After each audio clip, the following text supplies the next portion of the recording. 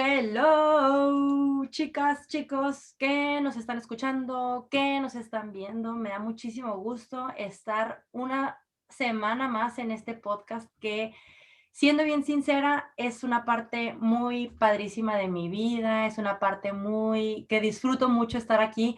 Llega a ser terapéutico este espacio y hoy me siento muy contenta porque no estoy sola. Hoy tengo una gran invitada que la verdad es que me encantó la forma en la que se dio la preparación de este podcast, el tema y sobre todo poder compartir con ella un poquito más a fondo. Te voy a leer un poquito sobre mi invitada. No sé si tú ya la sigas en redes, si tú ya la conozcas, si por el nombre te suena, pero ahí te va. Iracema Vázquez es una médico cirujano, maestra en nutrición clínica y coach nutricional. Posee una especialización en psicología y psicopatología de la nutrición. Su consulta médica es llevada desde los principios de alimentación conectada, salud en todas las tallas y alimentación consciente. Es alumna de Casa Tíbet México desde hace 3 años, donde estudia meditación, psicología y filosofía budista. ¿Qué tal con esa entradita, La verdad es que me encanta.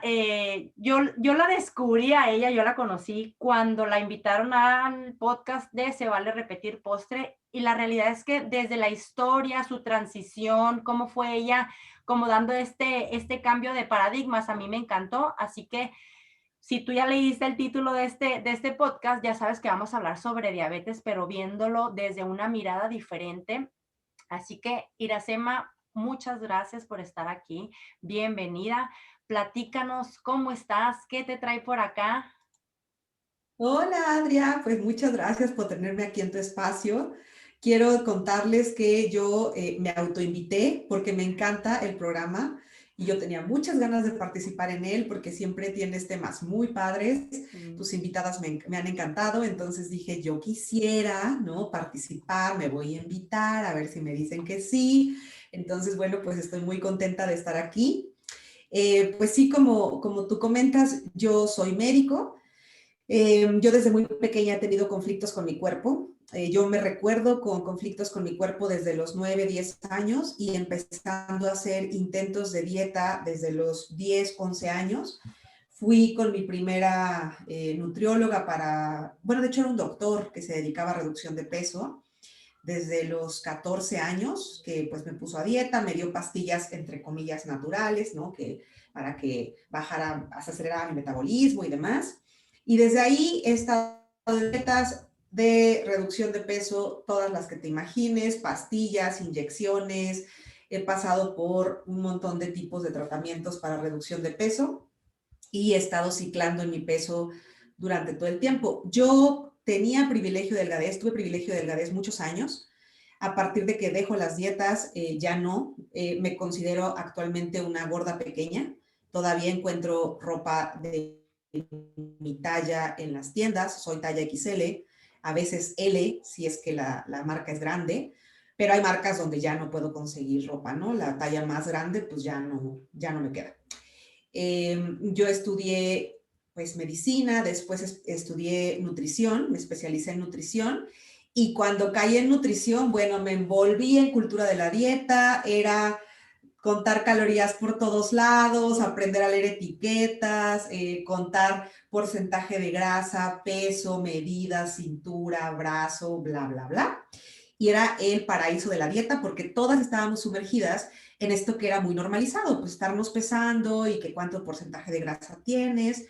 Entro a la maestría y me encuentro con más mujeres que viven así. Mi primer trabajo fue en un hospital en el área de investigación con muchas psicólogas y resulta que era lo mismo, todas pesándonos, todas contando la comida. La verdad ahí me echo la culpa porque yo llegué casi con mi báscula a pesarlas, a medirlas y a ponerlas a dieta todas y todas cayeron en el juego, desafortunadamente. Y entonces yo vivía contando todo lo que me llevaba a la boca. Yo tengo una alimentación desordenada te digo, desde los 12, 14 años. Sin embargo, se fue agudizando, ¿no? Como normalmente sucede con todo esto. Llegó un punto en que yo contaba todos los gramos y calorías de lo que consumía. Este, hacía estas restricciones de si voy a comer mucho en la noche, no como nada en la mañana, el fin de semana atracones, entre dietas, comer demasiado, ¿no? Comidas incómodas.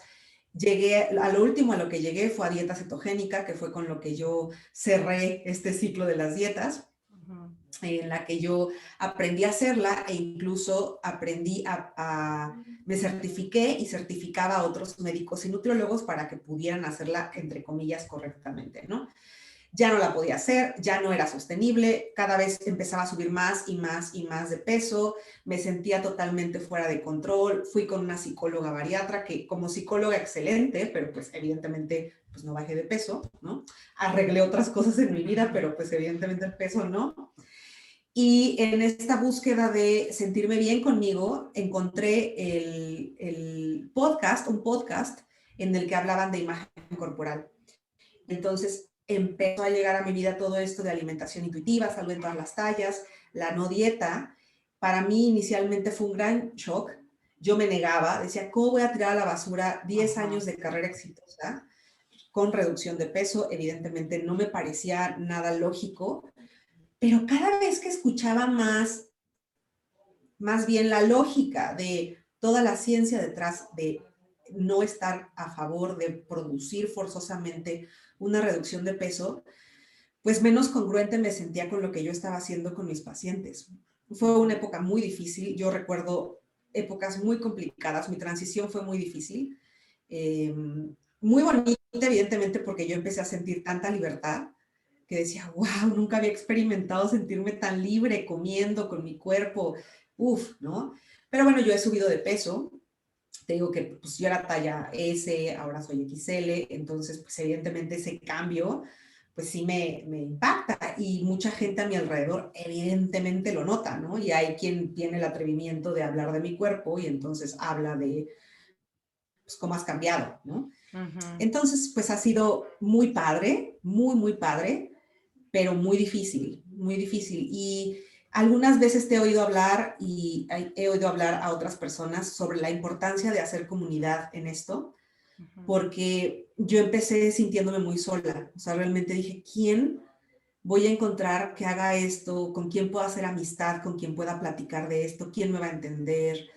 La verdad fue muy difícil, en esa parte se me hizo muy solitario. Afortunadamente cada vez he conocido más personas, sí he hecho red y estoy segura que voy a ir conociendo cada vez más personas pues que resuenen con lo que yo estoy pensando ahora, ¿no? Y bueno, pues esa es mi breve historia. No, y muchas gracias por compartirlo y definitivamente me siento muy, muy identificada, o sea, y creo que tristemente la mayoría de las personas, sobre todo las mujeres que están escuchando o que han llegado a estos temas, se pueden identificar con esta parte de desde muy chicas entrar como que en esta distorsión con el cuerpo, con la imagen, con la comida. Y yo me doy cuenta que cuando me empiezo a trabajar con mi forma de alimentarme, que empiezo a sanar la relación con la comida, lo que yo pensaba que era lo más difícil del mundo, fue lo más sencillo. Y se me hizo mucho más sencillo trabajar y sanar esta relación con la comida, que en sí mi relación con el cuerpo. Que ahorita que platicabas esta parte donde cómo ha sido difícil, o sea, que ha sido bonito, pero a la vez difícil estos cambios corporales. Yo creo que en mi proceso también eso fue una de las cosas más duras, porque yo también venía de este background de fitness, de gimnasio, de ejercicio en exceso, de glorificar el culto al cuerpo. Y más cuando todas estas conductas son súper normalizadas y como lo compartías ahorita, específicamente hablando del gremio de medicina, de nutrición, se exaltan este tipo de conductas. Entonces creo yo que lo hace como más difícil cuando uno ya viene cargando con su maletita de sus propios issues, ¿no? Con el cuerpo y con la comida, porque en qué momento te vas a dar cuenta de que hay algo mal cuando todo te está diciendo sigue por este camino, pero hay algo dentro de uno que no resuena. Entonces, así como tú, o sea, cuando yo empiezo a descubrir sobre estos temas fue como qué padre, qué bonito, muchísima paz, muchos puntos como que se empezaron a conectar y fue como, sí, es que esto es, y sobre todo esa parte de no es invento de una persona, no es invento de unos cuantos locos o locas que, ay, pues quieren hacer algo diferente porque no les gusta el sistema. No, o sea, el hecho de que venga respaldado científicamente, eso es lo que a mí me dio como que esa parte nerd que yo traigo acá de todo, de ser muy analítica y todo esto, le dio esa paz que necesitaba. ¿Por qué? Porque empecé a sentirme que eso resonaba conmigo, que eso me vibraba, que eso me daba la paz, y por eso es que obviamente me fui metiendo y metiendo. Y hablando ahorita específicamente de la parte esta del hacer red, de hacer comunidad, yo también en un inicio lo viví como muy solitaria y sí es difícil vivirlo solo. Por eso es que siempre digo comunidad. Es bien importante saber que no eres la única que se siente de esta manera, el saber que no eres la única que está atravesando esto, porque cuando uno empieza a transitar estos caminos, siento yo que te vas al revés, ¿no? Como que en un principio o cuando estás en cultura de dieta, vives a lo mejor en paz con el mundo, pero en guerra contigo. Y cuando te vas de este otro lado, se voltea la cosa y ahora vives en paz contigo, pero parece como que estuvieras peleada con el mundo. Empiezas a hacerte blanco de mucho, de que todo el mundo te esté juzgando, que te estén criticando, y sobre todo cuando vienes de donde venimos nosotras, el típico de, uy, ya te dejaste ir, ya no te importa, no pudiste con esto, es que esto no es para todo mundo. Entonces empieza a ser un poquito difícil. Por eso no me voy a cansar de repetir, si pueden hacer comunidad, háganlo, porque eso es lo que creo yo que hace que uno siga, que uno persista a pesar de las adversidades. Eso es lo que te mantiene cuando uno se siente que ya no puede más o que otra vez te están ofreciendo X dieta y que ves los resultados, el hecho de decir, hey comunidad, me está pasando esto, o hey amiga, tú que me entiendes de estos temas, ayúdame, échame la mano porque me siento tentada a volver a esta dieta, aunque sé que no me va a funcionar, aunque sé que me va a poner en guerra conmigo, ayúdame porque quiero volver. Entonces, qué padre lo que nos estás compartiendo. Y ahora sí, ya vamos a entrar de lleno con este tema que me encantó cuando me lo propusiste, porque hace poquito Sara Marcos, Noé Previtera e Iracema dieron un taller, curso, no sé si era taller o curso, pero era específicamente hablando sobre diabetes en cuerpos grandes. Y yo me he dado cuenta cómo existe esta asociación, o sea, casi directa, entre que ves a una persona con cuerpo grande e inmediatamente lo asocias con diabetes o una predisposición. Platícanos, Iracema, ¿qué puedes decir sobre esta situación? Sí, de hecho es muy común y primero quiero hacer la aclaración que la he oído en muchos de tus programas, pero bueno, para que se escuche aquí, yo voy a usar la palabra gordo como una palabra no ofensiva, empoderando el movimiento que favorece que se use la palabra como una descripción y no voy a usar las palabras sobrepeso u obesidad porque son opresivas, ¿no? Entonces, bueno, llegando a eso, diabetes es una enfermedad que clásicamente se ha asociado a tienes malos hábitos, no te cuidas, engordas y entonces evidentemente por tu culpa te enfermas, ¿no? Y desarrollas este tipo de enfermedad. Desafortunadamente es, como tú dices, muy fácil observar a una persona gorda y decir tú evidentemente te vas a enfermar y ver a una persona delgada y no pensar que pueda desarrollar este tipo de enfermedades. Siempre es importante recordar que no hay ninguna enfermedad que sea exclusiva de cuerpos gordos. No la hay. No existe nada, ni cáncer, ni apnea del sueño, ni problemas con el ácido úrico, ni fracturas, ni dolor articular, ni diabetes, ni hipertensión, que solamente sean exclusivas de cuerpos gordos, ¿no? Hay personas muy delgadas que presentan este tipo de enfermedades. Entonces es muy importante primero hablar sobre cuáles son las causas de que se presente esta enfermedad. Es una enfermedad a la cual se le llama multifactorial, precisamente porque tiene muchos factores que pueden favorecer la aparición. Uno de los principales es la genética. Casi siempre las personas que tienen historia familiar de resistencia a la insulina o de diabetes, lo sepan o no, van a ser más propensos a desarrollar este tipo de enfermedad.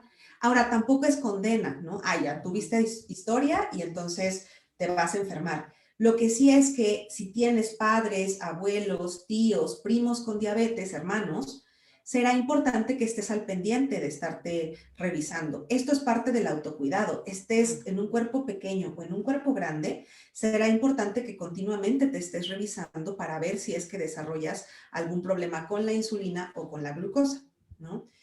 Otros factores muy importantes que tienen que ver con el desarrollo de diabetes, por ejemplo, es la historia personal de dietas. Sabemos que las personas que han hecho muchas dietas a lo largo de su vida tienen mayor riesgo de presentar diabetes.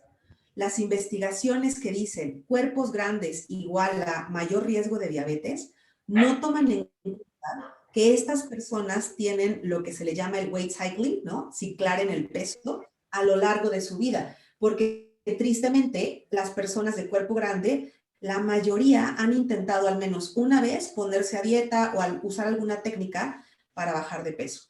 Son personas que vienen con cargas de estrés y algo que se llama cambios alostáticos, que son cambios en el ADN que promueven que se desarrollen este tipo de enfermedades. Entonces, no es tu cuerpo grande en sí, es toda tu historia de estrés, de discriminación, de dolor, de cambios en el peso que hacen que seas más propenso. Otra cosa que hace más propensa a las personas es justo la discriminación por el peso. El estrés que se genera porque te discriminen por tener un cuerpo más grande y la violencia que se vive en un consultorio de tú tienes que bajar de peso, te vas a enfermar, es un factor de riesgo muy grande para desarrollar diabetes. Y si me están escuchando médicos en especial, atacar a tu paciente diciéndole es que si sigues con ese peso te vas a enfermar, solamente genera daño. Se ha visto que no bajan de peso, incluso suben más y no se motivan para hacer ejercicio. Entonces, no tiene nada que ver. Dormir, ¿no? La calidad del sueño, si una persona está durmiendo adecuadamente, puede ser, y si no duerme adecuadamente, puede ser un factor de riesgo. La contaminación, qué tan satisfecho estás en tu trabajo, tu red de apoyo. Se ha visto que las personas que se sienten solas tienen mayor riesgo de desarrollar diabetes. Ni siquiera es que estén solas, que se sientan solas, ¿no? Eso es muy importante para desarrollar este tipo de cosas. El transporte, si vives en un país, México, donde no hay una adecuada red de transporte, eso genera estrés y aumenta tu riesgo de desarrollar diabetes. Y una rebanadita de la pizza sí es lo que comes y cuánto ejercicio haces, pero no es comí toda mi vida kilos y kilos de azúcar y entonces por eso es que desarrolla diabetes. No, no funcionamos así. Ni tampoco es como no hice ejercicio nunca en mi vida, por eso desarrolla diabetes. Entonces, como ven, son muchos los factores que juegan, ¿no? Las rebanadas de la pizza para armar el por qué una persona se enfermó. Y hemos llevado la ciencia de la diabetes a una cosa tan minúscula como el peso y lo que comes. Sí, o sea, siento que es como, o sea, ahorita que te escuchaba, es como muy reduccionista, ¿no? O sea, la mirada que se le da, el abordaje es como, solamente cuida lo que comes y dedícate a hacer ejercicio, pero sin importar si tienes acceso, si puedes hacerlo, si, y la genética, y ahorita que hablabas específicamente de esta cuestión del estrés, o sea, hace todo el sentido para mí porque quienes más se preocupan durante toda su vida por el cuerpo, por el peso, por el ejercicio, que si por lo que como, son las personas con un cuerpo más grande. ¿Por qué? Porque son como que así el target de la mayoría de las personas y lo peor del caso es que se les echa la culpa. Y yo, o sea, me pongo a pensar en mí y digo, claro, o sea, yo recuerdo cuando yo tenía un cuerpo más grande, yo me sentía que era mi culpa, que era mi responsabilidad y precisamente yo recuerdo el día que mi papá murió, mi hermano, cuando mi papá muere nos damos cuenta nosotros que mi papá tenía diabetes, nosotros nunca lo supimos. Entonces mi hermano como que en esa preocupación de entre la tristeza porque mi papá había fallecido y porque, no sé, la forma como de preocuparse por mí, que soy la hermana más chiquita, voltea y me dice, y a ver a qué horas te pones tú también las pilas o haces algo al respecto, porque si no te va a dar diabetes a ti también. Entonces fue como sentir ese, como que ese ataque y en un momento lo sentí como, claro, es que es mi culpa, es que yo tengo la culpa por no poderme detener, es que es mi falta de fuerza de voluntad sin contar todo el estrés que yo vivía, todos esos intentos fallidos, porque en verdad, o sea, una persona en cuerpo grande es quien más disciplina tiene, quien más voluntad tiene, quien más se esfuerza, quien más le echa ganas y muchas veces es quien más come verduras y quien se esfuerza más por hacer ejercicio. Entonces, decir, hey, tú porque tienes un cuerpo más grande, es tu culpa si te da diabetes, se me hace súper violento. Entonces, platícame un poquito cómo es el tratamiento tradicional para un paciente con diabetes y más o menos que tú me empieces como que a hacer esta equiparación al tratamiento que se le da bajo este enfoque que es mucho más compasivo, que es mucho más, pues mucho más amoroso con independientemente del cuerpo de la persona, ¿no? El tamaño. Claro. Antes de hablarte sobre el tratamiento tradicional, quisiera hablar sobre el diagnóstico que se hace normalmente. Va. Casi siempre a una persona de cuerpo grande se le van a hacer estudios de investigación, bueno, estudios de laboratorio y demás, simplemente por ser grande, porque se sospecha. Pero a una persona delgada no se le hacen porque dicen, ay, por favor, pues está súper delgado, ¿por qué va a tener problemas? Entonces ya desde ahí es problemático porque se pueden dejar de lado diagnósticos a personas que sí sería conveniente que se estuvieran revisando, ¿no? Entonces, si tú tienes historia de diabetes familiar y tú eres delgado, no estás como exento de que pudiera presentarse, te sugiero que te hagas estudios rutinariamente, una vez al año, algo así. Y nada más rápidamente para hablar de lo que es el diagnóstico de por qué se da la enfermedad. En resistencia a la insulina, todos tenemos insulina, ¿no? Todos producimos insulina en el páncreas. La insulina es la que le abre la puerta a la glucosa para que entre a las células.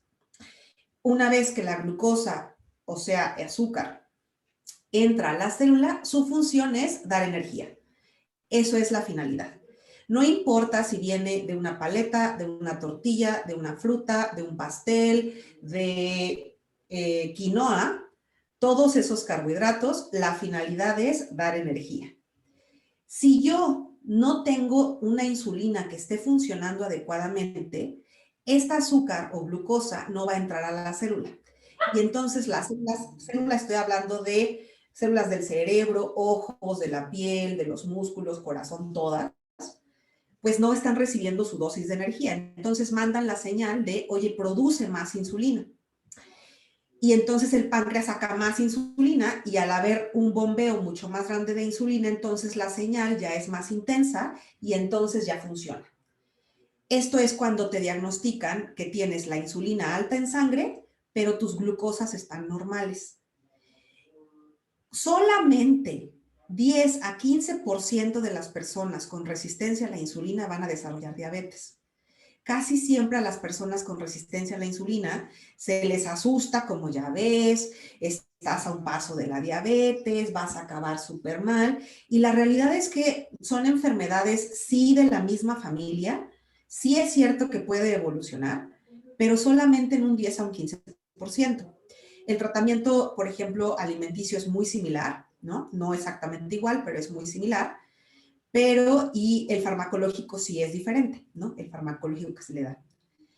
Y después tenemos, por otro lado, diabetes. Diabetes es una enfermedad donde puede haber resistencia a la insulina, pero ya a pesar de que el páncreas mande mucha insulina, no logra mantener los niveles de glucosa normales y esta se eleva. Y tenemos mucha azúcar circulando en sangre.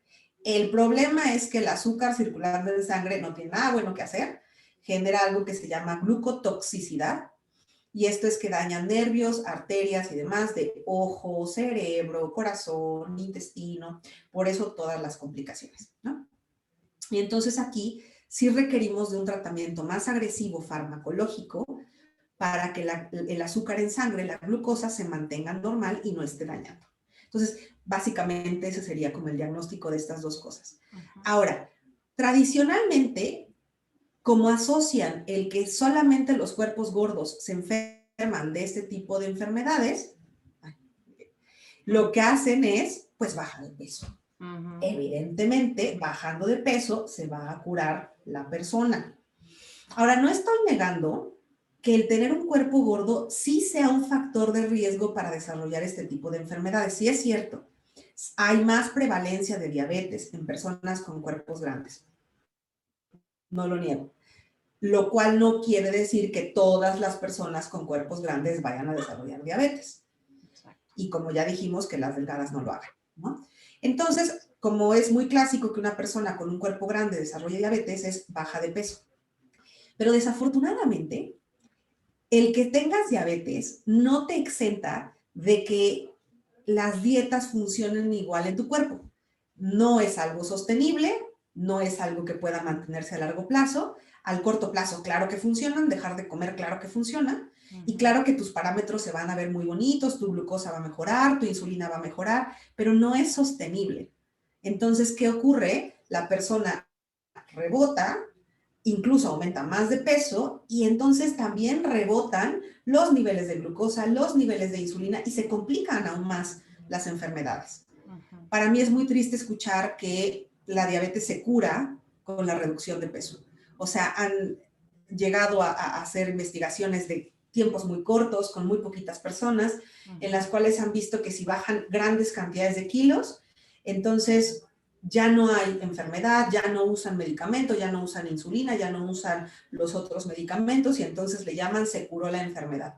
Pero no siguen a estas personas a largo plazo. ¿Qué es lo que les va a ocurrir? Y lo que nos dice la ciencia es lo que les ocurre a todas las personas, van a recuperar el peso, ¿no? Además, bajo la presión de que si no logras mantener ese peso que perdiste, es tu culpa y lo echaste a perder, ¿no? Entonces, y también yo me pongo a pensar, ¿no? Y que les digo a los pacientes que lo digan, si yo estuviera delgado y más en el diagnóstico de diabetes, ¿qué me vas a mandar a hacer si no puedo perder peso? Si ya soy una persona delgada. Entonces, el tratamiento inicial con dieta y reducción de peso es, como tú misma lo mencionaste, muy simplista. Sí, o sea, y es que, o sea, ¿cómo decirle a una persona baja de peso ya? Y es que creo que muchas de las enfermedades, de las condiciones en general de la vida, lo quieren reducir a baja de peso.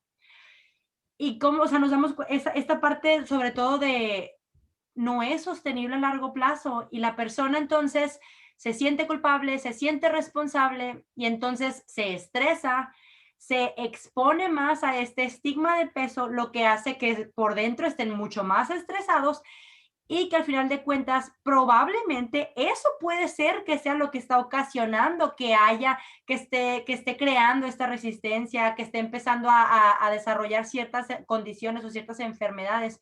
Entonces, no estamos diciendo, o sea, a lo que yo voy con esta parte es, no estamos hablando de no te cuides, no importa lo que comas, no se trata de eso, o sea, no es irnos ni a un extremo ni al otro, simplemente es quitar del primer lugar el control de peso, bajarlo, dejarlo por otro lado, porque yo entiendo también muchas veces que si toda una vida nos han dicho que el único problema es el peso, de repente quitarlo completamente de la ecuación puede ser un poco complicado.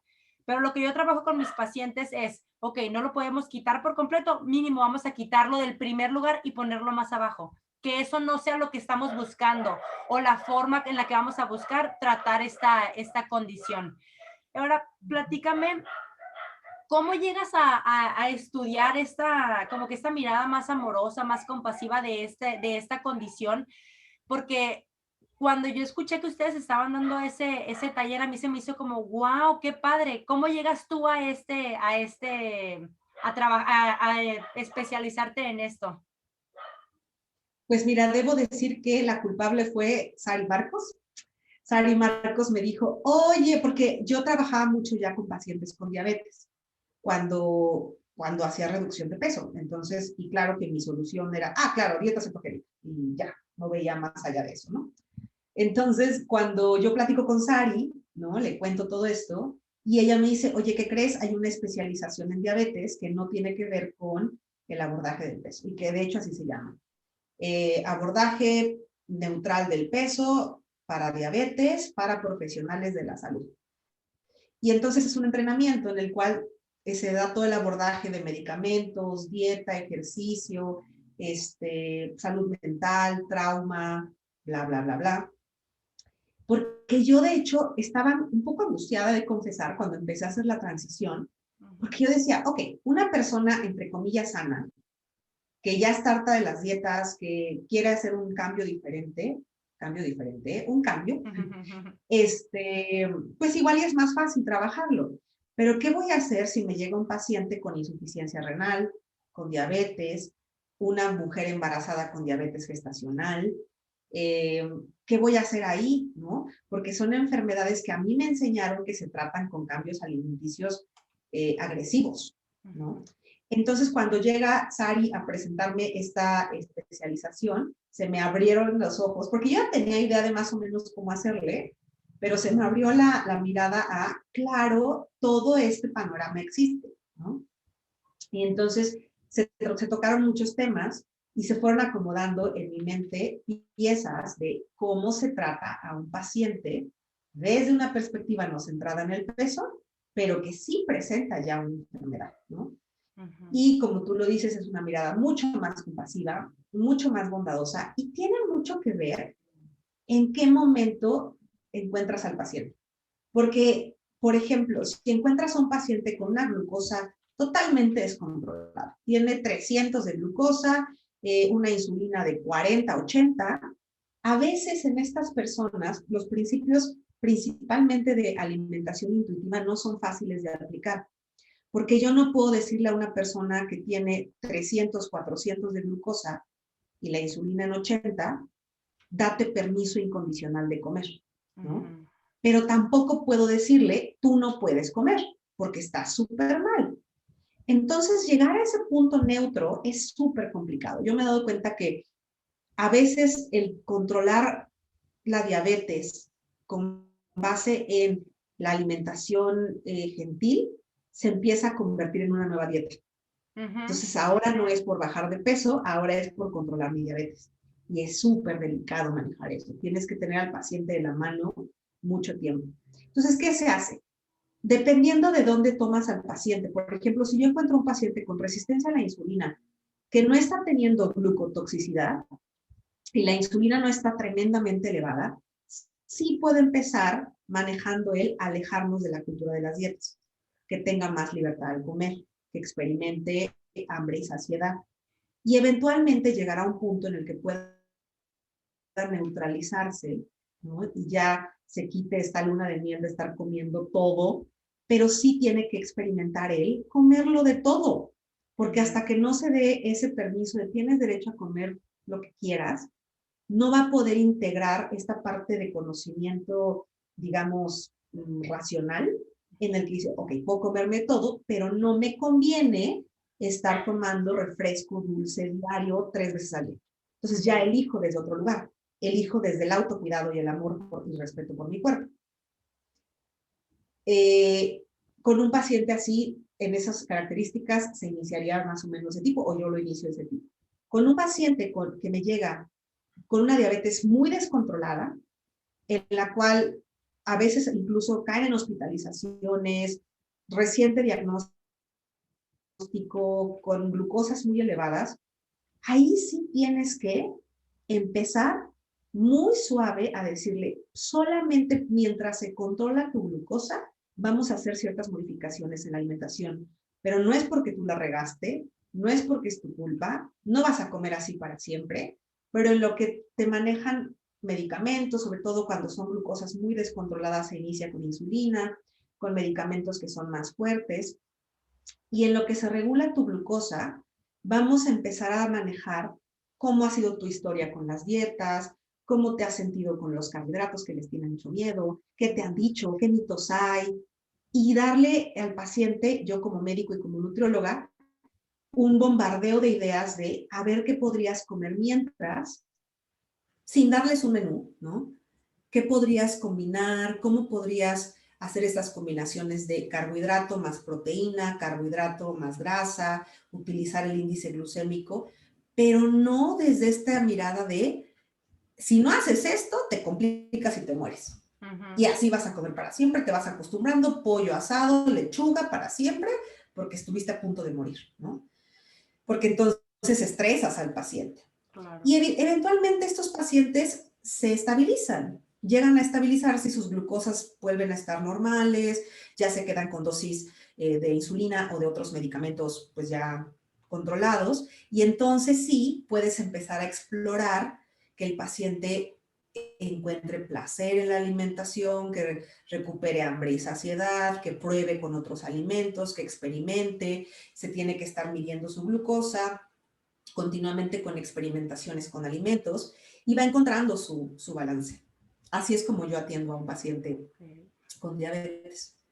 Me encanta, o sea, y de verdad que me llena el alma escuchar cómo se puede abordar de manera tan bonita esta condición, sobre todo porque pues es una realidad y la realidad de la mayoría de los mexicanos es que hay mucha predisposición a tener este diagnóstico. Yo recuerdo cómo en un momento, lo recuerdo en la escuela que lo platicaban mucho, muchas veces al recibir el diagnóstico, el paciente siente como si fuera una sentencia de muerte y o sea, asociarlo a ya no puedo disfrutar los alimentos. Si de por sí a lo mejor ya en un cuerpo grande o en un cuerpo gordo sentías o tenías ciertos alimentos satanizados y en especial los carbohidratos, pues ahora ya con un diagnóstico es como no, son lo peor, no puedo comer nada de esto. Y la realidad es que hay mucha desinformación. Y sobre todo si te dicen a ti, lo que tienes que hacer es bajar de peso y tú ya vienes con la idea de que los carbohidratos son malos, entonces lo juntas y empieza uno a hacer como que sus mezclas o sus inventos, dejan de comer carbohidratos, dejan de disfrutar los alimentos, sienten mucha culpa cuando viene este descontrol que es clásico del ciclo de las dietas. Después de estar en mucha restricción viene este tiempo de descontrol donde mayormente vas a comer el alimento que te hayas restringido.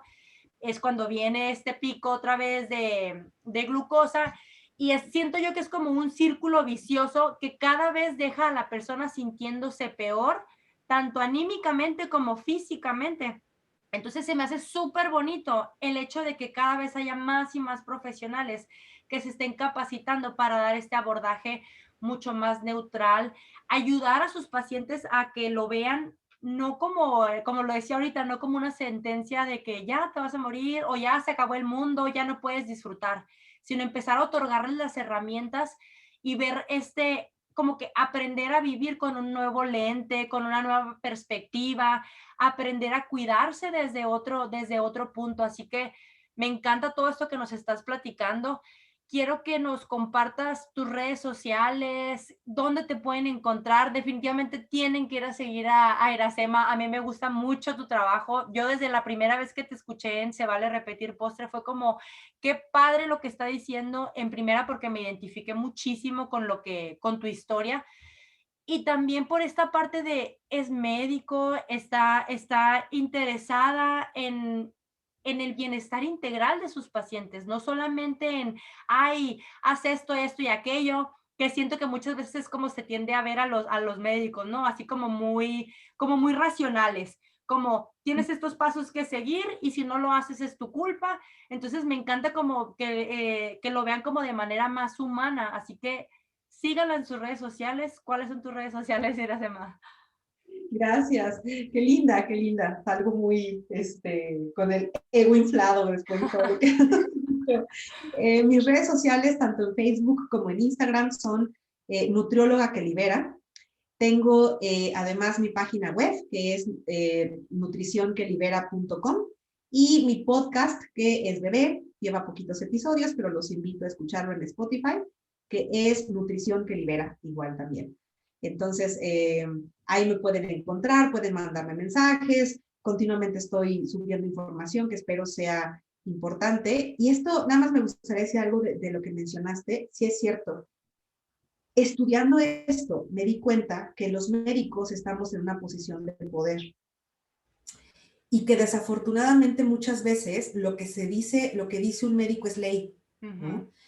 Y en este movimiento hay muy pocos médicos. Entonces, yo me di cuenta que tengo que ser muy humilde y darme cuenta que me equivoqué muchos años, la regué muchos años, la voy a seguir regando, ¿no? El punto es darme cuenta y tener la humildad de entender que tengo que aprender.